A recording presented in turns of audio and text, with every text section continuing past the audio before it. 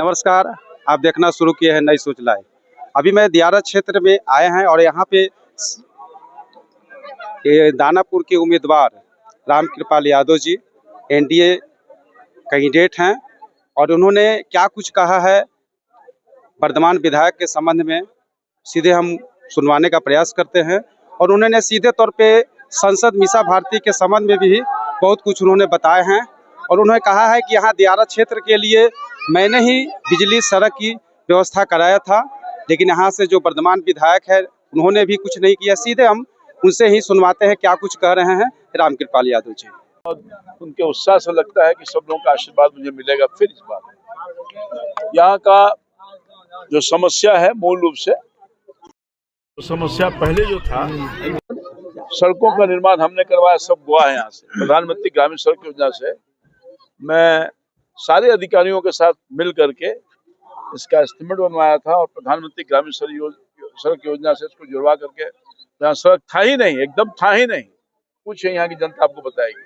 और सबसे बड़ी काम है कि जब से आजाद हुआ भारत तब से बिजली नहीं थी वहां पर, और पहली दफा मोदी जी की सरकार ने संकल्प लिया था कि 2018 तक हम सभी घर में बिजली पहुंचाएंगे।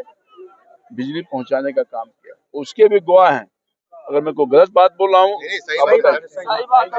और यही नहीं, यही पानापुर कटाव में था। मास्टर साहब बेचारे स्वर्गवास हो गए, उनके साथ में जाकर किस तरह से प्रयास किया, यही माननीय विजेंद्र यादव जी सिंचाई मंत्री का कृपा है कि इसको कटाव से मैंने बचाने का काम किया। दूसरी बड़ी बात यह है कि यहाँ पक्का पुल के निर्माण के लिए वर्षों से लोग आशा लगाए हुए हैं, क्योंकि इनका जीवन दुर्लभ हो जाता है।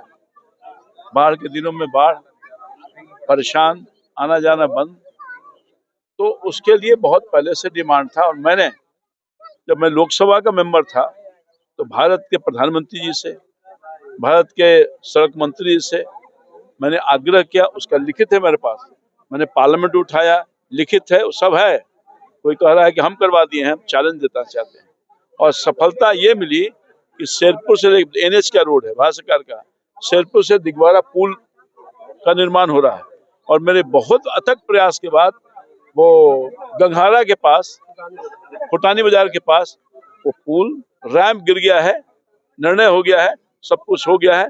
बहुत जल्द जब पुल निर्माण होगा तो दियारा के लोगों को पुल से जोड़ने का काम करके पक्का पुल से इनका हालात को ठीक करेंगे। दूसरी बड़ी बात है, बड़ी आबादी है इस इलाके के, जो लोग हैं उनको जाने में बहुत दूर लगेगा, दूर लगेगा। तो यहाँ जो एक और दीघा और छपड़ा एक नए पुल का निर्माण हो रहा है, 6 लेन का, उसमें भी रैंप गिराने का निर्णय हो चुका है। अब दोनों तरफ से पुल का जब निर्माण हो जाएगा तो ये स्वर्ग हो जाएगा, यहाँ के लोगों का जीवन स्तर ऊंचा होगा,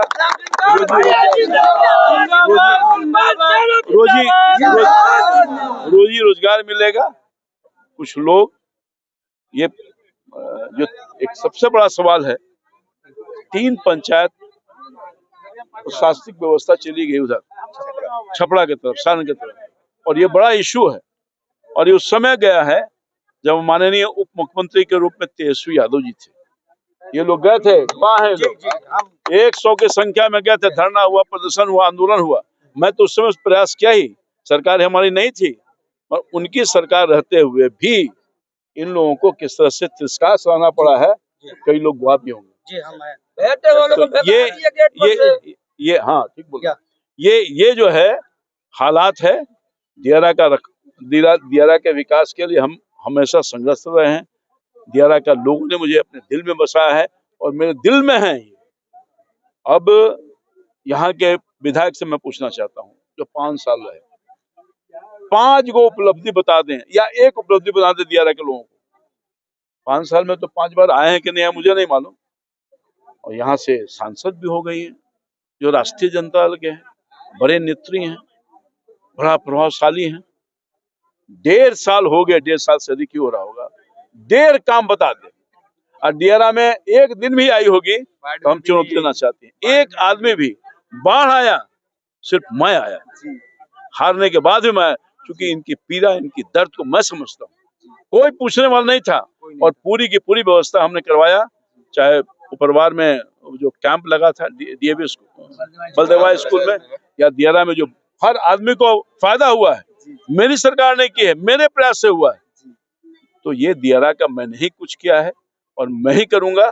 हम अनुरोध करना चाहते हैं अपने मानी दियारा वासियों से, अपने मालिक से, कि आप हमेशा स्नेह दिया है हमें, दानापुर ने हमेशा हमको जिताया है, आप अपना आशीर्वाद दीजिए। मैं आपको आश्वासन देना चाहता हूं कि जो एक बहुत महत्वपूर्ण मांग है कि हमारा थाना वो प्रशासनिक व्यवस्था जो छपरा में चला गया है, सबसे पहला काम मैं इसको करवाऊंगा।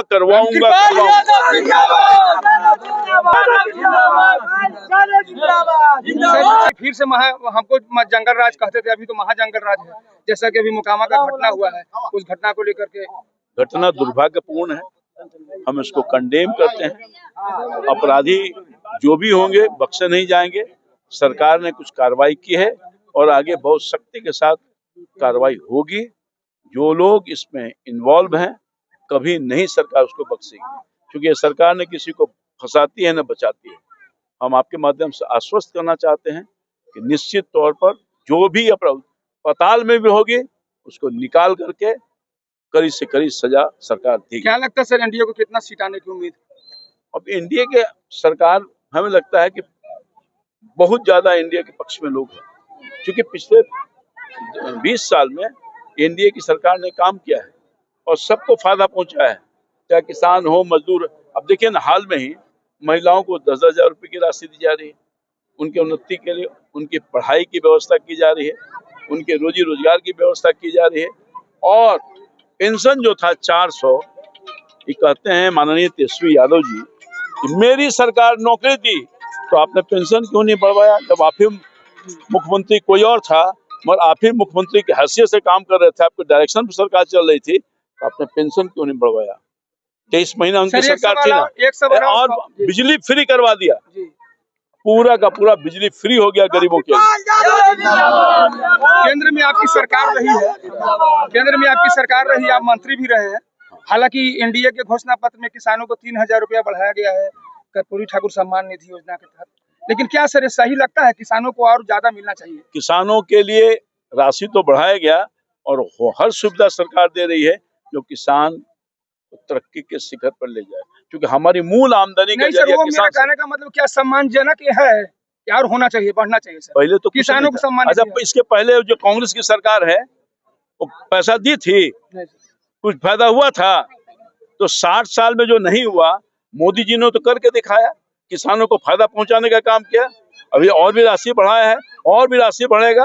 आवश्यकता अनुसार किसानों के हित के लिए ये सरकार प्रतिबद्धता के साथ माननीय मुख्यमंत्री नीतीश कुमार जी और प्रधानमंत्री जी ने काम किया है, और आगे भी इनकी समस्या जो होगी उसके निदान होगा, और ये सशक्त हों, आत्मनिर्भर हों, उसके हर उपाय सरकार करने का काम करेगी। हमारा जो घोषणा पत्र जारी है उसमें आपने देखने का काम किया।